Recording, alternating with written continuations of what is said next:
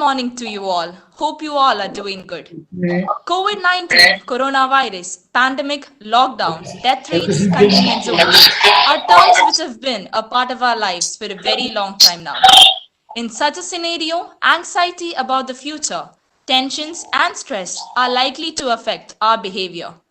Keeping this in mind, the Sacred Hearts family has taken the initiative to conduct a stress management session during the time of COVID 19, making us remember that we are in this together. Without further ado, I welcome our principal, Reverend Father Prashant Palakapalil, for his words and to further welcome our speaker for the day. yeah, let us begin with the silent prayer. Okay, I think we should start without wasting much more time. I also welcome all of you to this gathering.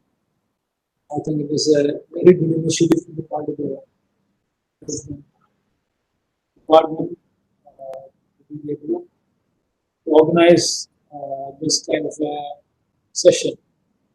When it appears that many are very stressed. I do not know how do you feel about it. I'm not very sure. Maybe we should we should see individually how stressed are you. I'm not sure. There are various reasons people cite for being stressed. COVID itself can be a stressor. Somebody says when the COVID attacks people, there is some kind of additional stress happening besides the typical, maybe the kind of impact COVID related illness is what COVID is creating induces people to high stress. That's what I heard, and that's why at least many people, almost 60 plus people, have committed suicide in these days since the onset of COVID. So these are all very distressing again, so to say. So, what is our take on this? Number one, I feel stress is a human phenomenon. When we are living, there will be stress. I hope the resource person will enlighten us further on that. But generally, I feel that every in the sense, the atmospheric pressure itself is a stress, or the heat, or the cold. These kind of factors, the natural phenomenon is also stressing us. But then there are other stressors which are impacting on us, and maybe we do many things under stress. I do not know whether I'm right, but I guess that even our learning, everyday learning, is such that we do this kind of a learning under some kind of stress.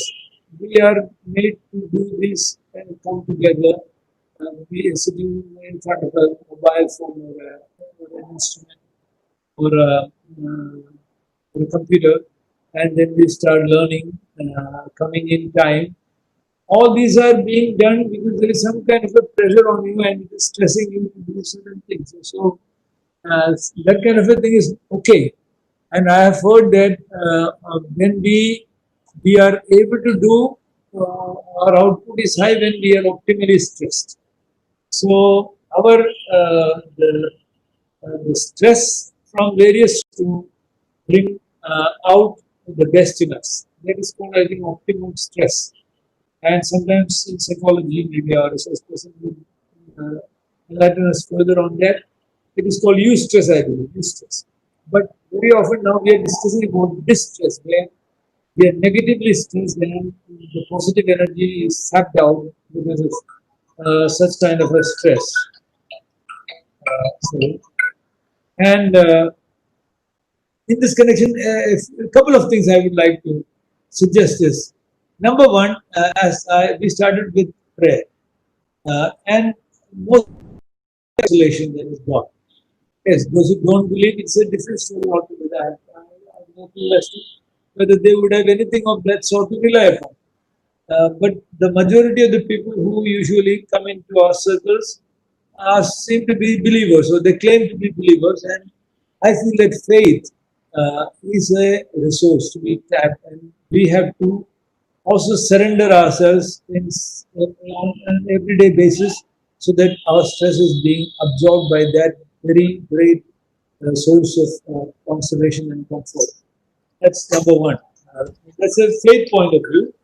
But from a secular point of view, uh, I would like to say a couple of other practices. For example, our regularity with our routine. One second, let me just switch it off. The regularity with our routine itself is a distressor. That's what I feel. Of the Lord, the best is about yoga. So yoga, a couple of things in yoga speaks about yama, in which one of the things they speak about is swachhata. That means that we keep ourselves clean, our minds, our surroundings, our self, our body, clean and neat. So that is a de-stressor. Our regular attention to keeping ourselves and our surroundings clean, swachh. We have Bharat Times. So that is a clue for keeping ourselves distressed, de-stressed. Number two is another principle of yoga. In Yama, they speak about santosha, or santosha. There is a decision to be happy. So I have spoken to you about this. I do not know. Just to the students' lessons, I might have spoken that as we get up in the morning, we make certain decisions that today, just for today, I will be happy. There are five principles of happiness which is derived from a therapy called Reiki. The Reiki therapist say, as you get up in the morning, you make five vows. That the vow to be number one, just for today, I shall show the attitude of gratitude. Number two, just for today, I shall not worry. Number three, just for today, I shall not anger. Number four, just for today, I shall show respect to all beings. Number five, just for today, I shall do my duties diligently. So these five principles of gratefulness, not to worry, not to anger, respect others, and also do my duties diligently. These are five things which will make another vow. Just for today, I shall be happy. When you do these things and you try to do these things, you will be happy and you will be less stressed. That's what I feel. So our duties are to be taken up so these mind decisions are very important. That's what I feel. And in the Yama principle, there are three other things which are all related. One is tapas. Tapas means that I will make effort. That is called tapas. Tapas means heat, and but the implying meaning is that I will make effort. And the next one is swadhyaya. I will have self-study. Every day I will study. Regularly I will study. That's swadhyaya. And the fifth one is called Ishvara Pranidhana. That I will regularly, at some point of time, I will salute the one whom I consider as God, and I will I will surrender my life to him or her. So that is the kind of principles of Yama, the five principles of Yama, which I think are distressors. Along with that, we speak about physically fit, being physically fit. So we are also in the regime of Fit India. So keeping ourselves fit through maybe asanas and pranayama. These are yogic methods, but there could be other ways also. So we work out regularly. We physically keep ourselves fit. We don't sit down and couch in a chair or on a sofa and spend our time like that. But we are determined to act every day and work out. Workout is not, I think the ideal workout is to work in the soil. Ideal workout and distressor would be you work in the soil and produce something every day. And that will be a great distressor, that you can see plants growing, fruits coming out, or vegetables growing from your toil, and that will be a great distressor. So these are some of the observations or the desires of my heart which I am sharing with you, that students or people in general should have, should possess in not only in COVID times, in any time. So COVID time is helping us to come back to nature, come back to earth and be more earthly, be responsible for our own production of things which we require. And I hope that the world is heading towards that kind of a thing, and that is sustainable. And I hope that will happen. Maybe I've talked a bit too much in the beginning now. I am very happy to say that this program will be a success, and I wish you all the very best, the organizers, the department, the students, the participants, and also the resource person. May the Sacred Heart of Jesus guide us. Thank you. Thank you, Father. Dr. Sunaina Iqbal, co-founder of Dubai-based NGO Destination Success UAE, believes that every child can and should be motivated to reach the zenith of their potential. We now further to you, ma'am. First of all, thank you for the opportunity, Father Principal, faculty, staff members, and the organizers, student organizers. Thank you for this opportunity. It's always a pleasure to interact with youth, and that's one reason why when Ms. Dilshana Nargis of Year 2 BBA contacted me, I readily agreed. This is one way to keep yourself young, actually. Right. So, how's life? We'll be looking at an interactive session. So you can either send replies to my questions in the chat box, or you can unmute yourself for the answers and then mute yourself back, just so that we don't distract others. Are you all with me? Yes, ma'am. Yes, ma'am. Perfect. So, life after COVID, how is it going? We know that government is doing everything possible. In fact, all the governments all around the world are doing everything possible to help fight this pandemic, to reduce the damage that is being caused. The public servants are working round the clock. They're creating awareness. They're running isolation wards. They're taking care of the people who are traveling, flying back to the country. Yeah, everything possible. And then the kind of awareness that is being created is so commendable. We all are now experts in the field of COVID and how we can manage it, right? But all that's about the physical aspect, physical health.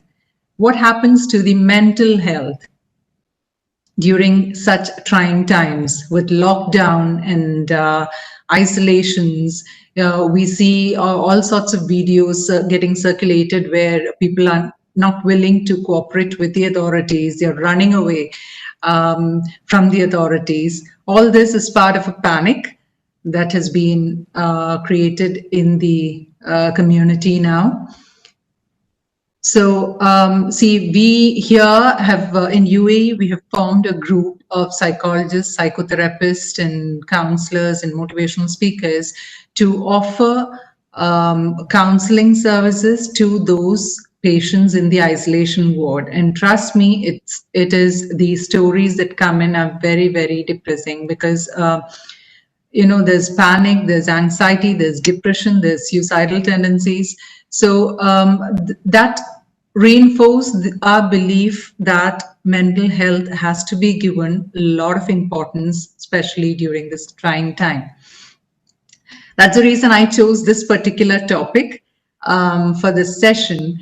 I'll be covering a couple of key concepts from a psychotherapy tool called cognitive behavioral therapy. And towards the end of the session, we would be discussing a couple of techniques, very simple and easy to implement techniques and tricks to reduce stress. So I'll just share I hope I have the permission to share my slides. Is it visible to you? Yes, ma'am. Perfect. Right. So why is stress management, first of all, important? We need to acknowledge that it is important so that we can move ahead. See, when a person is said to be in stress, when one or more of these factors play in our lives: illness, pain or death, uncertainty, rejection, failure, and lack of control. So if one or more of these factors are present in our lives, then yes, it could be a cause of stress. Let's take one by one. Let's check if these are present in our lives currently. First of all, fear of illness. Yes. What if I test positive for COVID? What if I don't get enough medical care? What if I pass away? There's fear of illness and death. Uncertainty. Nobody in the world knows how long this is going to last. There's complete uncertainty. We don't know when we can go back to schools and colleges. We don't know when we can go back to office. We don't know when we can travel between countries. We don't know when the economy would revive. There's absolute uncertainty. Fear of rejection. In case, God forbid, I test positive for COVID, I'll be taken away by the authorities. There'll be a stigma attached to my family. People would isolate us. Fear of failure. In case, again, I test positive, will I be able to appear for my classes? Will I be able to appear for my exams? Will I miss a year? In case you're working, will I lose my job? What happens to my financial stability? Will my business run into a loss? And then finally, lack of control. As they say, we're fighting an invisible enemy. We don't know where it's coming from. We don't know how it's getting into us. The virus is mutating every day. The strain that was found in China initially is not the one that's found in Hong Kong and later on in UAE and later on now in Kerala. We don't know how to handle it because it's keeping on mutating, right? So it's absolutely out of our control. And that's the reason vaccines are taking, or cure and treatment is taking so long. So if we observe, all these factors are present in our life at this point of time. So first of all, understand that if we are feeling stressed, we are not alone. Every sane person around the world is feeling stressed about this. And this is perfectly normal. That is one thing we need to convince ourselves first and foremost, that it is perfectly normal to feel stressed because all these are playing in our minds, and we will be able to handle it, right? So imagine a situation where you're waking up on a day prior to COVID, okay? A normal working day prior to COVID. You wake up and you realize that your alarm didn't go off, and usually you wake up at 6 o'clock, but today you've woken up at 7:30. With a shock, with a shudder, you wake up at 7:30. What are the thoughts that would come to your mind? Can I have a couple of answers, either through chat or you can unmute yourself? When you realize that you've woken up late, what are the thoughts that come to your mind? We'll feel really disappointed. Very disappointed. Okay.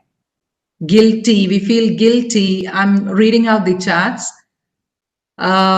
We feel guilty. We don't have enough time. We feel unproductive. Perfect. So these are the thoughts that come to our mind. What happens in case it's a homemaker? What happens to the children? Will they miss the school bus? In case it's an office-going person, will I get stuck in traffic? Will I be able to make it on time to the office? Will I miss the initial meeting? Will my boss be upset with me? In case it's a student, will I miss my bus, or will I get late to college? Will I miss the first period, first hour? These are the thoughts that come to your mind, right? Now, when these thoughts are playing in your mind, how do you feel? Nervous? Rachna says nervous. Yes. Dilshana says tensed, right? Anna Kurian says tensed. Yes. We feel tensed. We feel angry at ourselves. We feel frustrated. Yes, we get irritated. Bhumika says we feel frustrated. Yes, we feel very angry at ourselves for messing up the whole day, right? And that sets the tone for the rest of the day for us, actually. So when you're feeling stressed, when you're feeling anxious, when you're feeling irritated, tensed, unproductive, how will you behave? What will your actions be like? When you're tensed, when you're angry, when you're frustrated, how will you behave, or what will be your actions? If it's A student, you slam the door, you rush through it, you'll be messy. Grace Moll says you'll be messy, right? You rush through things, nothing would be done properly. Yes, Rajita says we'll rush. Absolutely. We'll feel restless. It changes from the normal behavior. Anthony says, Raghunandan sir says, we'll forget something. Yes, when you rush through, you forget things. You, if it's a homemaker, you'll hear a lot of clanging of plates and dishes in the kitchen, right? Because she needs to prepare the breakfast for the family. She needs to prepare the lunch and pack it for the family. If it's and then the husband calls up from the room and says, where's my tie? Where's my, sock? I cannot find them. It's utter chaos in the house. The little one comes, usually you give a tight hug to your sibling or your kid at home in the morning. But on this particular day, you would shove her away or give her a tight pinch and tell her in case she's creating a scene there, right? So you will get irritated with everyone around you and with yourself. You might shout, you might scream. You get irritated with the person in the lift. You get irritated with every other person on the road other than yourself. Every other driver on the road other than yourself. Yes?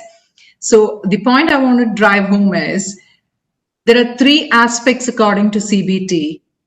One is feelings, another is thought, and another is action or behavior, right? So CBT says all these are interconnected. So when we are looking at controlling our stress levels, when we are trying to reduce our anxiety, we are trying to influence the feeling aspect. So in case if we want to influence our feelings, we need to influence our thoughts and our actions. That is an easier way to influence our feelings according to cognitive behavioral therapy.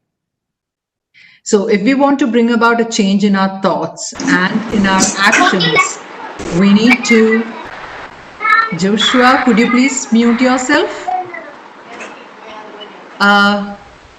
If we need to reduce our stress levels, we need to influence our thoughts and actions. And if we have to influence our thoughts, which results in actions, we need to know what is wrong with our thoughts. What are the thinking errors? What is it that we are doing wrong when we are thinking?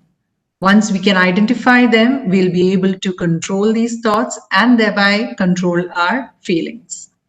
Are you all with me? Yes, ma'am.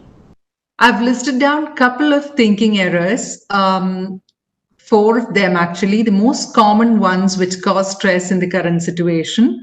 There are so many other umpteen number of thinking errors that are explained in CBT. If you're interested, please do read it in detail. So I'll just explain these 4 for the time being. First one, predicting the future. See, future can be both positive and negatives. And human beings are made in such a manner that our mental makeup is such that it is always, we always tend to find the negatives first and focus on the negatives. That is how primitive, it's a survival instinct for human beings. That's how we are created. So like how the primitive man, yes. Ma'am, I have an online class in 11:30. I have leave it in with your permission. Please do, no problem. Thank you, miss. All right. So if you check the primitive man's behavior from what we've read and heard, yeah, it is first and foremost, most important aspect in his life is security. That is to make sure that you are safe. There are no dangers lurking around. So that is how it's a survival instinct that is built in our system. We need to, I'm asked to change the slides to full screen. Right. Okay, we need to make sure that there's no danger lurking around, because as I say, it is always better to notice the snake in the bush before settling down to enjoy the sunset, right? So there's nothing wrong in feeling stressed and thinking about the negatives or predicting the negatives that might happen in the future. But Once we are aware that this is becoming a habit, we need to make a conscious effort to control it, to avoid tsunamizing it, catastrophizing it. Yeah. So now at the moment, the thoughts that run in our mind are, first of all, will I test positive for COVID? Will my classes be affected? Will I lose a year? In case you're in the final year and passing out, will I get placed?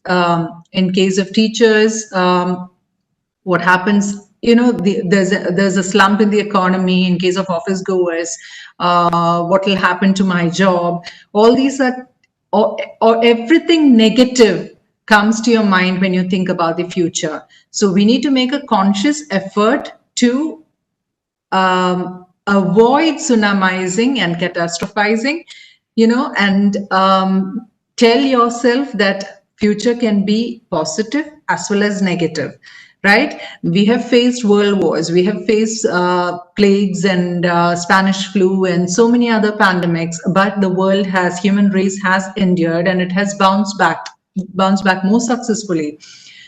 Take Japan, for example, the way it was destroyed in the World War and where it is now. So these are not permanent conditions. They will change, and they will definitely change for the better. That is one thing we need to convince ourselves. So next time you think about the future and you find yourself predicting it negatively, tell yourself that that's only the negative aspect I'm thinking about. I need to think about the positive aspects as well, right? So that's one. Second one is filtering out the positive. Say, for example, you are attending a party at a friend's place. Okay, good food, good company. You had a lot of fun, a lot of dancing, singing. And in the midst of all that, and they've been giving you a lot of compliments regarding you got a new job, or your results were out, you scored really well. So a lot of compliments for that. And in the midst of all that, you get a small negative comment about,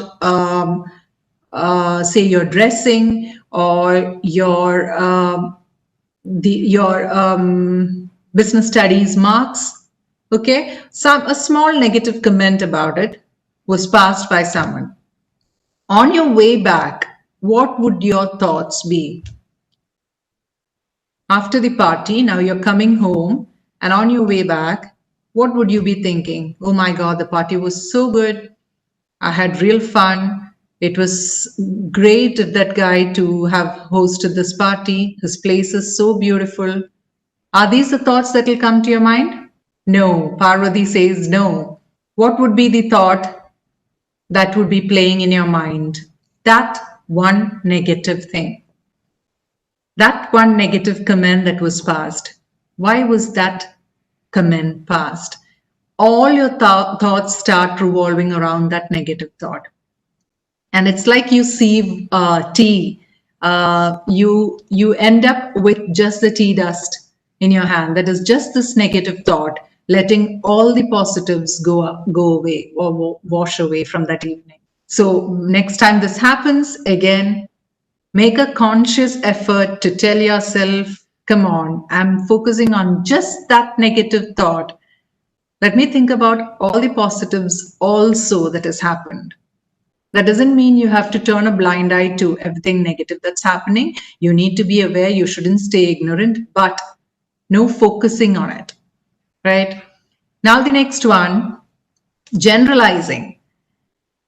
He always messes up the project, or she never completes the task on time.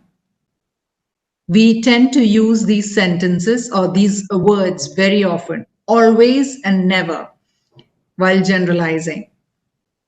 Next time you generalize, she always messes up the project. Ask yourself, pause for a second and ask yourself, really? Does she always mess up the project? And then you'll find yourself giving the answer, no, not always, most of the times. Ask again, probe further. Really? Most of the time? Then you get answer. Not most of the time, sometimes. Sometimes? Are you sure? No, once in a while. So you see that there's a huge distance that you've traveled from always messing up the project to she messes up the project once in a while. That distance that you've traveled would decide the relationship that you have with that person. If you focus on this generalizing statements using always and never, what happens is the relationship with that person gets strained, and that will show in your body language, in your tone, the way you interact with that person. So next time you see yourself or you hear yourself generalizing, even in your mind, stop there and ask these questions and bring it down from always and never to sometimes, once in a while. And you'll find how comfortable, or you'll find that the relationship with that person is much better than how you started off at the beginning of that statement. Next one is personalizing. He doesn't like my FB posts and Instagram posts because he has a problem with me. She didn't come for my birthday party because she doesn't like me. Everything that happens around us, we tend to personalize it. Or as they say, customizing a product. Similarly, we customize that particular problem or event. Yeah. So what we need to understand is that we might be important to ourselves in our lives, but nobody else, for nobody else, we are that important. That they sit down and plan and plot and think about us and act to hurt us all through the day. They would have done that particular action of theirs that we are concerned about could be because of so many other reasons. He wouldn't have liked your FB or Instagram post because his net was slow, because his phone has crashed, or he thinks that the lighting could have been better, or he thinks I'll write a detailed comment by evening when I'm free. Your friend did not attend your birthday party because there was a death in the family, God forbid, because she was not keeping well, because she had a flat tire. Yeah, it could be anything. So why do we, unless and until somebody particularly points out that, yes, I have a problem with you, or this is because of you, till then, don't take this burden on yourself, because that will only cause stress for you and strain the relationship with that person. So these are the 4 thinking errors I wanted to explain, discuss with you. Now, once you have these thinking errors, once you're aware, that is the first step, being aware that my thinking has an error, or there is something wrong in my thinking. Yes, once you're aware of this, what is the next step? We need to take charge. We need to control these thoughts so that we can bring about a change in the way we feel as well. One way of doing it is maintaining a thought record. Can you all see it on screen? Yes, ma'am. Yes, ma'am. Perfect. So why would you maintain a thought record? Let me explain that first. Thoughts cannot be controlled by thoughts. Thoughts cannot be cancelled out by thoughts, because when you are tensed, what happens is your amygdala, that part of the brain which gets activated is called the amygdala. It is in a fight or flight mode always. Yeah. So when you're stressed, when you're tensed, your amygdala gets activated. In order to calm it down, we need to activate our logical brain, or your prefrontal cortex. It has to be activated. And in order to activate your logical brain, the best method, according to CBT, is writing down your thoughts. Bring it down in black and white, write it down. So that is why CBT advocates. Somebody has commented that she cannot see the slides. Can all of you see the slide? Yes, ma'am. Perfect. Yes, ma'am. Right. Yes, ma'am. So CBT advocates thought record for this very reason. Now, how do you prepare the thought record? Carry a book and pen with you. I know I'm not asking for much. It's just a paper and pen, right? So first column, you'll write down what is the current situation that is causing you stress. Yeah. So for example, I have cold. I have a bad cold. Write that down in the first column. Come to the second column. Write down all your thoughts in the current situation. When you're having cold, what are the thoughts that are running through your mind? I have corona. I'll miss my exams. I'll miss the job interview. I'm going to die. I'll lose my job. My family will be affected. I'll be badly hit financially. Everyone will isolate me.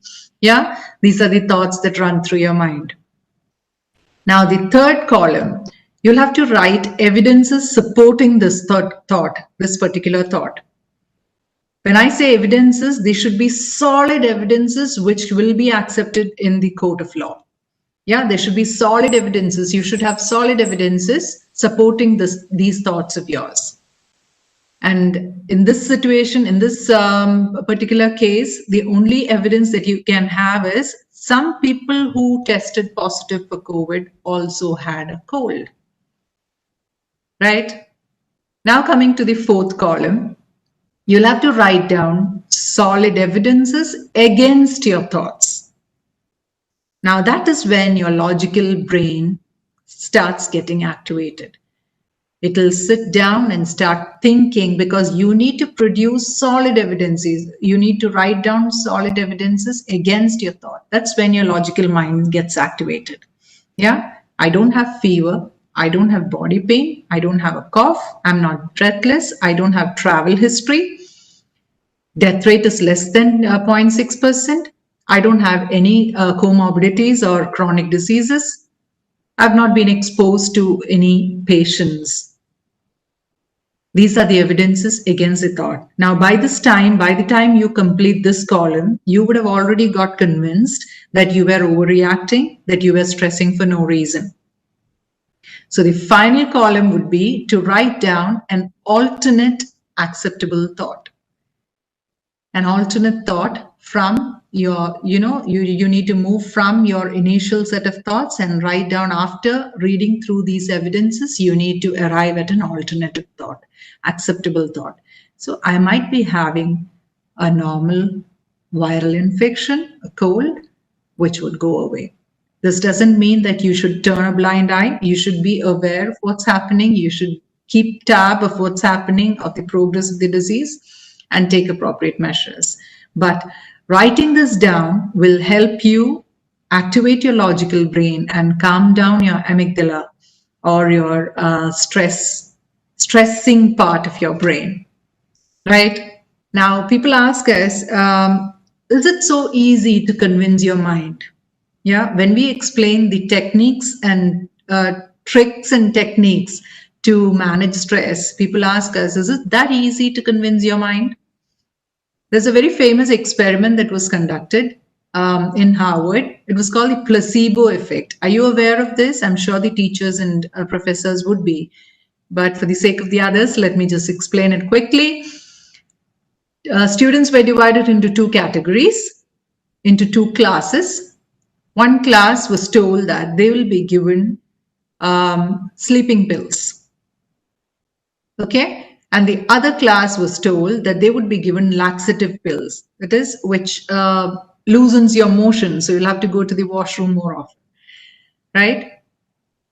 So the pills were given to both the classes. And what would have happened? The first class, everyone would have slept off, right? Because they were given sleeping pills. Yes. And the second class, people started queuing up in front of the washrooms because they wanted to use the washroom frequently. Now, what was actually done is they had switched the pills. So the first class, who was told that they were being given sleeping pills, were actually being given laxative pills.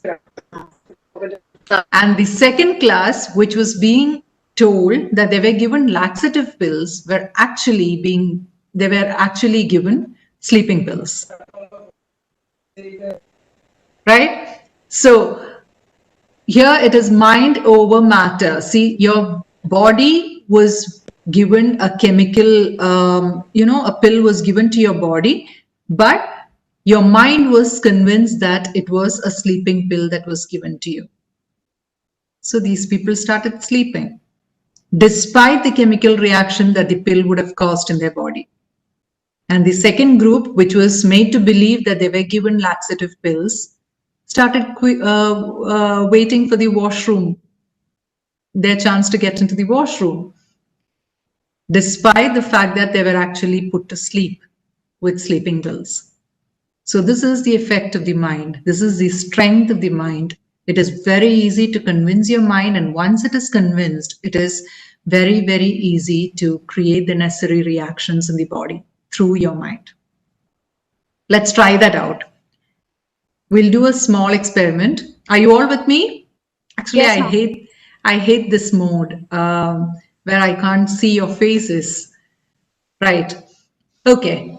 All of you, please close your eyes. Trust me and close your eyes. I'll be describing a scene here. Try to visualize this in your mind. Okay, close your eyes and stay calm and visualize this in your mind. It's a bright, sunny afternoon. You're walking into your kitchen. There on the kitchen counter, there's a ripe yellow lemon kept on the kitchen counter. So you take a sharp knife and you cut the lemon into 2 halves. There's some juice that has squirted, and you take 1 half of the lemon and you squeeze it into your mouth. Ripe lemon, you've squeezed it into your mouth. Now tell me, how many of you experienced your mouth watering? Jasli, yes. Ranjita, Vishnu, Subhan, Faiza, Jitin, yes. So do we have the lemon with us? We don't have the lemon. We don't have the knife. We are not in the kitchen. But still, we all experienced our mouth watering. So trust me, it's so simple to convince your mind of something. And when your mind got convinced, because you were visualizing this and thinking about it, your mind got convinced that this was happening, it created the necessary chemical reaction in your body. Yeah, so it is this easy. Now, how can we manage stress? If it is so easy to convince our mind, if it is so easy to create the desired reaction that we want in our body, then what are we waiting for, right? So let's look at the techniques that can be used. First one, breathing. I'm sure all of you would be familiar with breathing exercises in yoga. Principal Father was mentioning yoga, meditation, aerobics, Pilates, everything. Yes, there are breathing exercises in each of these. All of these explain the physiological aspect of breathing. That is, it brings in more oxygen into your system, into your brain. Yes, you feel fresh. What is the psychological aspect behind this breathing exercise? When you're stressed, how do you breathe? How does a person who's very stressed and anxious breathe? Quick breaths, right? Very fast and rapid breaths. Fast breathing. Shravanti says fast breathing. Perfect, correct. You breathe very fast and will be very short breaths and quick breaths. So when you're doing this breathing exercise, what is happening is you are telling your mind that relax, okay? Relax, calm down. You're telling your amygdala. See, a person who's breathing normally or at peace would tell the amygdala that relax, there's nothing to worry, there's no danger lurking around. So the amygdala thinks, okay, this person is breathing normally. So I don't think there's any need for me to be upset or activated. So let me go back to sleep. Yes, so amygdala calms down. So how do you do this? It's 4-7-8 according to CBT. There are many techniques. There's 8-7-8, there's 7-7-8, but CBT says 4-7-8. So you breathe in to the count of 4, 1, 2, 3, 4. Breathe in. Hold the breath to the count of 7 or for 7 seconds. And then breathe out through your mouth. Exhale through your mouth with a whoosh sound. You should hear the sound of the air passing out. That sound should be there, and that should be to the count of 8. So you breathe in for 4 seconds, hold your breath for 7 seconds, and breathe out or exhale through your mouth for 8 seconds. You should hear that sound as well, the whoosh sound of air passing. That is the breathing technique that is advocated by CBT. Now, what happens, as I said, is your amygdala, you need to keep doing this repeatedly, yeah, not just once or twice. And another point is, see, you shouldn't be starting this at the peak of your stress. Yeah, you need to make this a habit. Your body should get acclimatized to this technique. When you're very stressed, you are like sitting down and saying, okay, ma'am had said breathing will help, let me breathe. No, it doesn't work that way, because your body has to get acclimatized to it. So start doing it even when you're not stressed. Start practicing breathing slowly, surely. Yes. And finally, when you start doing this, when you're stressed or tensed, as I said, your amygdala would be convinced that, okay, this person is breathing normally. Yes, there's no danger lurking around, so I can relax. I can calm down. Right. So that is the first one. Next one, can you tell me when a person is fully stressed, yeah, what would his body language be? How would his body language be? Justly says lazy. Okay. That is, yes, more when a person steps into or slips into depression, that they cannot get up and do what has to be done. Right. Tired, moody, rapid and careless. I'm speaking about how your body would be. Yes, Ranjita says shoulders down, slouching. It is actually a person is said to be in a stressed position in the C, when you're in that C position, the same position that you lie in your mother's womb. Yeah, you drop your shoulders, you hold your knees close to your chest, your head down. When you're not sure about yourself, when you fear something, when you're tensed about something that's going to happen to you, that is your body language. Yes, so we need to break that pattern. Next time you feel that way, you don't feel like getting up from the bed, you don't feel like, standing up straight confidently, break that pattern. This is called the power pose. And to me, this has been the most effective technique in CBT. Yeah, what you need to do is, as it's shown in the slide, you need to put your feet apart. Yeah, hands on your hips, chest pushed front, head held high, and breathe normally. Not your breathing technique 4-7-8. Breathe normally, just as you would do normally. This is called the power pose or the Superman pose, superhero pose. Yeah, what happens in this situation, according to CBT, is your stress level comes down, your cortisol level comes down, the cortisol hormone comes down, and your testosterone levels go up in this situation. Why? Because again, your mind would be cautioned. Mind would think a person who is stressed, a person who is frightened, who is tensed, wouldn't stand like this. Would he stand like this? So sure of himself, hands on his hips, facing himself in the mirror if possible. Yeah, chest pushed front, head held high, and breathing normally. So there's nothing wrong. This person seems to be very confident about himself or herself. So there's nothing wrong. I can relax. Yes.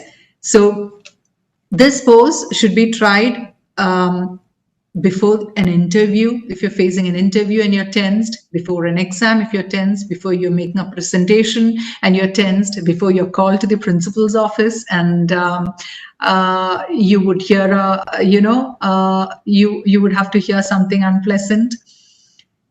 Whenever you feel stressed and tensed about a situation that's coming up, try this pose either in the washroom or in an empty corner where you can stand and practice this at least for a minute. If you want to learn more about this pose, please watch the TED Talk by Amy Cuddy. I have mentioned the link below. that would explain this pose in detail. I would have loved to demonstrate it, but we cannot do it in this medium. All right. Now the next one, gratitude diary. Our senior citizens always tell us to pray before going to bed, right? What happens is when you pray and definitely you're thinking about the positives and saying, showing your gratitude to your Almighty. And when you go to bed with these positive thoughts, actually when you go to bed, the thoughts that were playing in your mind in the last few hours or minutes, they keep running in your subconscious mind. So when you do this, when you maintain a gratitude diary, what happens is your subconscious mind will be trained to focus on the positives. There's another technical psychological aspect to it called the reticular activation system. That is, say, if I tell you to look around for a minute and tell me a list of all the red things that you see around you. Yeah. And after a minute, I ask you, what are the green things that you found? Would you be able to answer? Shravanti says no. Dilshana says yes. Kirti says no. Shubham says no. Right? I've told you to focus on the red things around you and give me the complete list of red things around you. I'll give you 1 minute to check what's around you. And then after 1 minute, I ask you, give me a complete list of green things that you've found. You wouldn't be able to, maybe 1 or 2 things that are very prominent, but you wouldn't be able to give a comprehensive list. Why? Because you have tuned your mind, you've told your mind that you need to focus on the red things. So your reticular activation system gets activated and you focus only on the red things. You ignore everything else around you. Similarly, when you start focusing on the positives, your reticular activation system gets activated, the system gets activated, and you start focusing more on the positive. You start noticing what is happening positive in your life and start, focusing less on your negatives. So what should you do to maintain a gratitude diary? By the end of the day, sit down and write down everything positive that has happened to you that day. It could be as tiny as somebody smiled at you, or you picked up something from the floor and helped someone. It could be anything. It could be you completed a course successfully. You completed a level in gaming. You made a good dish if you're a homemaker. There are 3 beautiful buds in the plant that you have in the balcony or in your garden. Anything, any positive thing that has happened, let it be as tiny as possible, as insignificant as possible, but write it down. First day, second day, you might find it tough. There might be 4 or 5 items in the list, but 4th day, 5th day, you'll find that the list keeps increasing. Why? Because your reticular activation system is on, and throughout the day, you keep looking for positives in your life. So whenever you come across something positive, you're like, okay, I need to write this down today. Yeah. So you're training, actually with this method, you're actually tuning your mind to focus on the positives and give less importance to the negatives. That's the gratitude diary. Now, there are many other techniques in CBT, if you have a consistent thought, negative thoughts that keeps bugging you again and again, you try to calm your mind, and again it comes back to you, again it comes back to you. Yeah, what you need to do is there's this technique called the rubber band technique. Yeah, put a tight rubber band on your wrist. Yes, and first time this thought comes to your mind, be conscious about it and pull this rubber band and leave it. What will happen? You get hurt. Your wrist will feel hurt, right? Next time, second time, the same thought comes and bugs you. Pull this rubber band and leave it. You get hurt again. Third time, fourth time, fifth time. When this thought comes, your mind will tell yourself, no, hold it. I don't want to get hurt. Yes, So let's not go there. I don't want to think about that because this will give me pain. So your mind gets tuned to avoid that thought. But that doesn't mean you have to run away, because the one major argument against positive psychology is that you are running away from the reality. So that doesn't mean you have to run away from the reality. There's something called deferred, deferred worrying, you can call. Yes. What is deferred worrying is, when this thought comes, you can tell your mind, what your mind is actually doing is, it is telling you, see, you have a problem. It is trying to alert you. See, you have a problem. You need to find a solution to this. You need to find a way around it. Yes. So what you need to do is understand, acknowledge your mind. Okay, I know there is this problem, but this moment I'm not willing to think about it. I'll think about this problem at 5 o'clock in the evening, any convenient time. Yeah, maybe 6 o'clock in the evening. Till then, don't bother me. So the mind is like, okay, she knows, I've alerted her. She's aware that there's a problem, and she tells me, or he tells me, that he will think about this, or think about this problem at 5 o'clock or 6 o'clock. Time is fixed. So your mind goes back to normal. You're convincing your mind that, like in the movie 3 Idiots, all is well. That's a psycho tool that they've used. All is well, telling your mind that everything is well. Yes. And then at 5 o'clock or 6 o'clock, what do you have to do? You need to maintain a thought record. Write down your thought record, or write down your gratitude diary. If it is a problem that's bugging you, maintain a thought record and write it down, so that your mind doesn't get cheated. Because the next day, when this thought comes and you tell your mind, no, I'll think about it at 5 o'clock, your mind would say, no, you didn't yesterday. So your mind wouldn't get convinced. So make sure that when you defer the worrying, you write it down and maintain a thought record and handle it. Yes. So these are a couple of simple techniques that are mentioned in CBT, but there are so many others. If you're interested, please do read it. It's a beautiful tool for stress management.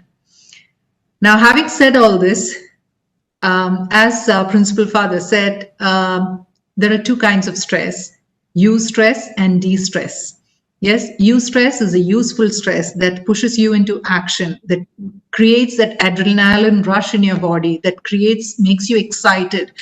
So if that stress is not there, you wouldn't prepare for your exams, you wouldn't prepare for your interview, you wouldn't get excited about a new job. Yeah. So that stress is useful stress. But there's another aspect to it, that is de-stress, eustress and de-stress. Now, de-stress is the one that is wreaking havoc in your mind. That is what we need to handle. I'm saying handle stress. I'm not saying we can stay without stress, because see, you're a child. When you grow up, enter college, there's stress. When you get a job, there's stress. When you get married, there's stress. When you have children, there's stress. When you aim for promotion or a job change, there's stress. Stress is a significant part or relevant part of our daily lives. We cannot do away with it. Only thing we can do is manage stress effectively. So we always tell parents who attend sessions not to treat your kids with kids' gloves. That is, okay, father is not well, mother has lost her job.